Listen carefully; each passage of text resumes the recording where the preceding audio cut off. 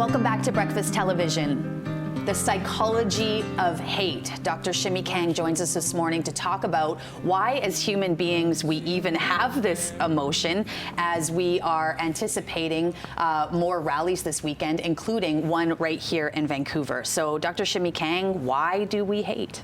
You know, hate is something, and racism and prejudice is something that is part of human nature. We've seen it for ancient history, and it will happen in the future. We'll never really overcome it, I think, in that sense, because there is something in our brains hardwired of us against them. And there's a protective aspect of it, but of course, it can go way too far and lead to our detriment as an individual and as society. So we really have to pay attention to it, work against it, be very intentional and deliberate when we see it, and really try to work against it. I've heard so many different opinions about why we hate as well. One of them that I was reading about online this morning was that you are afraid of what you hate in yourself, or that you're afraid about something that's just different from you. Absolutely, yeah. So if you look at the core ingredients, the first step is stereotypes, just kind of painting everyone with the same brush. And stereotypes can be positive. They're still dangerous because they take away the person's individuality. So something like all librarians are introverts, it's not a good thing because now you've taken the individual out.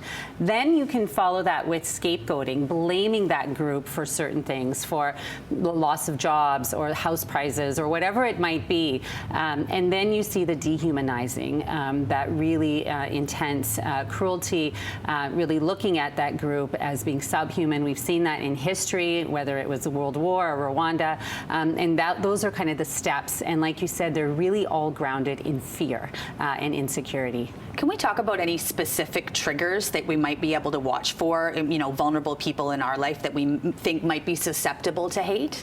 Yeah, so people in general who are disconnected, I think, are really high risk, and individuals who are surrounded by that certain rhetoric or influence. I always, when I give talks to workplaces or parenting groups, I always say, watch your social diet. Just like our physical diet, what we eat affects our body and the health of our body, our social diet, the ideas and conversations and things we consume affect our mind. So you really want to stay away from hate if you don't want to be a hateful person. You want to really pay attention to that. Well, that's so hard. We think about how vulnerable so many people are then. If you just think about, you know, social media platforms like Twitter, because I'm on there, I'm a pretty, look at me in my yellow dress, and I'm a very positive, bubbly person, but even I can go on there and kind of get swallowed up by some of the negativity sometimes. So I wonder if there's anyone watching right now who finds themselves maybe even identifying that susceptibility in themselves. Maybe it should get off the internet right now. Could it be that extreme? It is. We have a subconscious, unconscious bias. We may think we're just looking on the internet to see what's happening or what's the other group thinking, but we internalize those messages. We really want to be careful about what we're consuming in our mind, and kind of fill ourselves up with positive, optimistic messages of equality. So even as we can see, we want to really pay attention to how we are interpreting our world. And social media, unfortunately, there's a lot of negative messages on there. So what do we do if a friend or a loved one or perhaps even a coworker is showing signs of being a hateful person? Maybe someone that you're concerned about. You're concerned about violence. What do we do if we have someone like that in our lives? Violence, first, you want to make sure that you're safe and that the appropriate steps are taken, I think. You know, we really want to make sure, because hate can lead to violence. But beyond that, really the key and the solution, and we've seen this throughout history, is connection.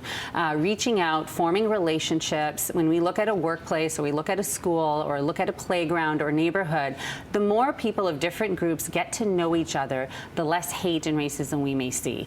And also, you want to try to find some commonality, things that you can both get behind. So in a community garden, in a workplace, maybe a corporate fundraiser, in a school, some type of school spirit, finding that common connection, and ideally making friendships. Once you've made a friend of someone of a different group, now you've internalized a different message, a message of equality, a message of respect.